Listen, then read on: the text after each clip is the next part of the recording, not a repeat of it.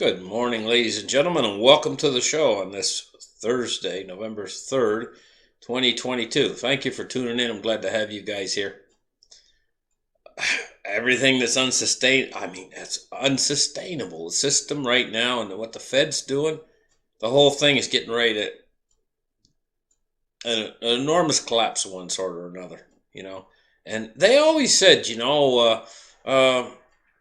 when economic troubles come, they take you to war.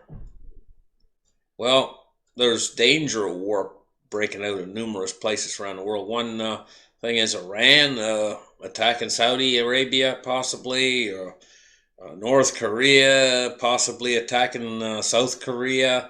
Of course, we all know about what's going on in Ukraine, as well as the situation with the financial system happening right now. So we're going to get in there. We're going to take a look at the charts. Let's start the charts right here. The first thing we're going to take a look at is there's a planet killer asteroid out there right now. It's asteroid 2022 AP7, and evidently it's hidden on the other side of the sun. The scientists have discovered a huge asteroid that occasionally crosses Earth's orbit. What that means is, for you guys who don't know, crosses Earth's orbit means that it comes on a collision course with Earth, and it could slam into Earth. They're saying giving rise to the possibility that it could one day collide with our planet in the far distant future. Don't worry. But I think I was reading here about this thing. It comes flying by about every 5 years. So why would that be the far distant future? 5 years, that's not far distant future. That's future, but not far distant future. And they said on here they don't really know. Makes a few more orbits around the sun. Boom! Slam into the Earth. So how big is this son of a gun? It's probably bigger than 1 kilometer across, which means this is what's called a planet killer. And what would happen if this thing did hit? Well, it would throw an enormous... see, it says right here. It says it's large. An estimated diameter between 1 kilometer and 2.3 kilometers. So what would happen? Of course, again, they want to calm you down. It says nothing to worry about here. Nothing to see here, folks. It says it only crosses the Earth's orbit when it's on the other side of the sun. It takes about 5 years to make a full orbit. So it's going to... Basically, the situation is this thing is like a bullet whizzing by your head once every 5 years. Now, do they know exactly if it's going to hit? No, it's just that they know it comes around every 5 years.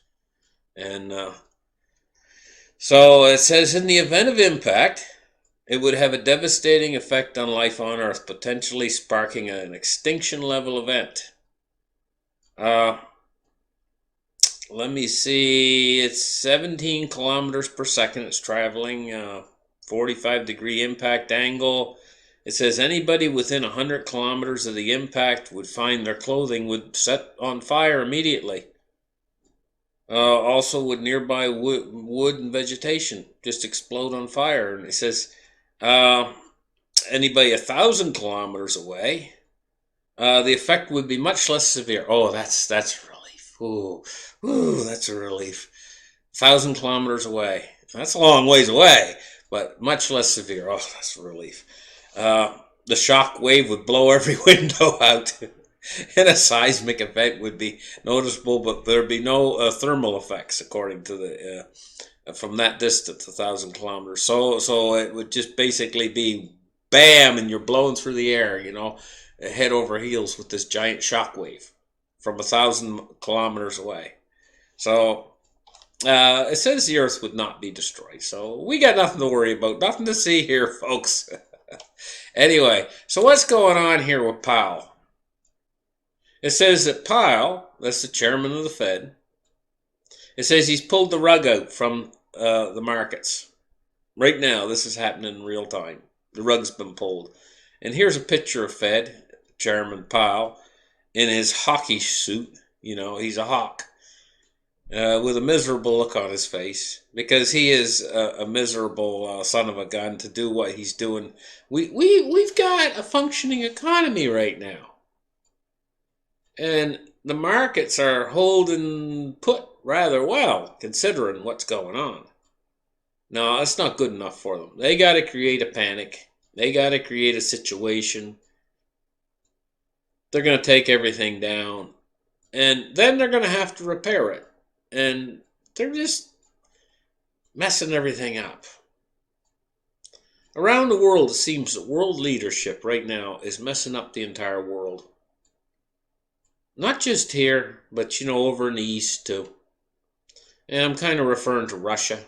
You know, when we think about Russia, they're going to have a shortage of well, they're going to have demographic problems coming up in the next couple decades from what they're doing right now. All their brightest and youngest talent is leaving the country or heading into the meat grinder. And we've seen that there's problems, demographic problems that China created for themselves with their one-child policy that they carried on for many years. Weakening them. When you mess with Mother Nature, you got to expect the results are not going to be good, ultimately. And when you mess with the financial markets, the way Powell is in the central banks are messing around right now, you got to respect bad things that's going to happen. It's only going to come from that financial manipulation. Look at the price of silver today. It's up 16 cents. And this is a rather good thing, $19.36, considering what's happening with the markets. The bearishness, they're not selling their silver off. They're selling other things off. Now, take a look at gold. Gold is $16.23, but it's down $11.70 today. That's because we're getting awfully short on silver. We don't have much silver left out there. If you got something, hang on to it. Cryptocurrencies today.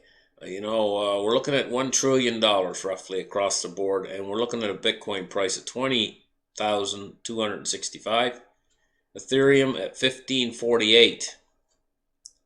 So we're going to check the Dow Jones Industrial Average right now, and it's at 208, actually 218 points down at 31,929. Now I'll tell you what I'm kind of expecting, guys, over the next, next couple weeks maybe. I'm expecting it to go back down into the 20s again. It's a 31.9 right now, and I'm expecting us to go back in, because we never did leave this bear market. It's just we had a really nice bounce. That was a really nice bounce.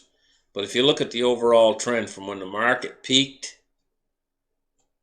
until now, it's changed nothing. That big bounce has changed nothing. We're still on this downward slide with the market. It's going to continue now. It's going to take up where it left off now. Okay, so if you want to see something on all of the indexes, you're going to see we're just taking up, going back to where we left off in this bear market now at this point. Good times are over. Crude oil today down $2.22 or 2.47%, which is a pretty big drop in price of crude. Let's take a look at the MOVE index. 141.17 today, and it's down a little bit from where it was. Bonds and rates, now this is totally unsustainable. We're looking at a 10-year Treasury at 4.14. It's up 8 basis points, and we're looking at a U.S. 30-year at 4.15, and it's up 3.5 basis points. The inflation bonds they've done something to the inflation bonds just recently. I think they were like 9.6%, and they've dropped them down to 6.8, I think it is, or something.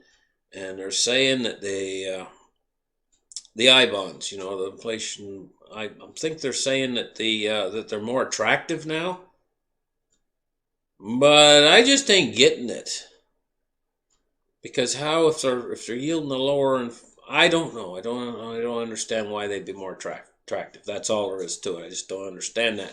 Anyway, I guess I have to do a little bit more research into it and try to find out why they're more attractive at a lower rate of yield. Uh, the U.S. dollar index today is 112.60. It's another one of these manipulated financial products. That they've had around. I think they started them in 2004 or something.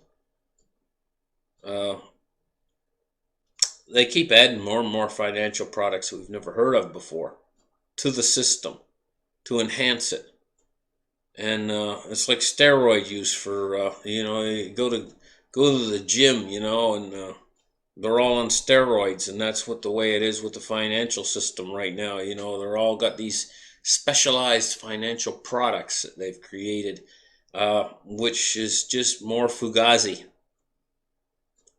Stick with what you know. Pure, honest money, gold, silver, that you can hold right in your hand. That's in my mind. Maybe I'm old fashioned. Also, I think the same way about when we're talking about all these newfangled things that they've got. Uh, anyway, I sound like an old fogey, but I think that what they're doing is they're creating an unsustainable system that's going to collapse at a certain point because of all these newfangled ways of doing things, newfangled ways of creating food. With agriculture. It was very, very sustainable back in the 1800s when they used to use either a horse or maybe a team of oxen to plow their field. And now it was fairly sustainable in the 1950s when they used to use tractors, ran on an ordinary engine. Now the engines are connected to the internet, and everything, and the tractor won't run unless the internet's up and running. We're down to that kind of a thing, and most of the parts come from China. Or if you want to fix it, you have to get parts that come from China, and we all know where that's going with the zero COVID policy. Soon you won't be able to get the parts. You go to the parts store, and they'll say, excuse me, they will say, okay, you're going to have a 12-week wait. And the guy says, well, it's planting season. I got to plant right now. So he doesn't plant because all of his tractors need that part. It comes from China, and they're going to have to wait too long to get it. Planting season will be over. So what do? Well, I guess just have to plow those fields under. And that certain amount of food's not going to make it into the system. But they've been doing this over and over, repeating this thing over and over again through the system. Either it's droughts, or they can't get the right kind of fertilizer, or the seed is coming from Monsanto, and Monsanto says, well, no, you ain't going to get any seed this year, or whatever, or whatever. It's one thing or another. And so food production around the world this year has been abysmal. The reports I'm getting in that it's only about maybe 60 or 70% what they normally get, if that. So where's that going to leave us next year? Because see, we're eating the food from last year, this year. And this abysmal food production this year is going to translate into next year. And if we had enough food to feed 8 billion people last year, but if we're only getting 60% of the amount of food we're supposed to get, that means next year that possibly as much as 40% of the world's population is going to have to say, hey, we're going to go for a year without eating. Is that okay? Well, A year-long diet. And not going to eat nothing? No, we got nothing to eat for a whole year. I don't know. Does that mean the following year we're only going to have 6 billion people on the earth? I don't know. Have to figure that one out when we get there. Okay, thank you guys for listening to my show. Like and subscribe, and I'll catch you guys in the very next episode. And remember, push that little button, that little icon button that says notification. Hey guys, have a great afternoon. Bye bye.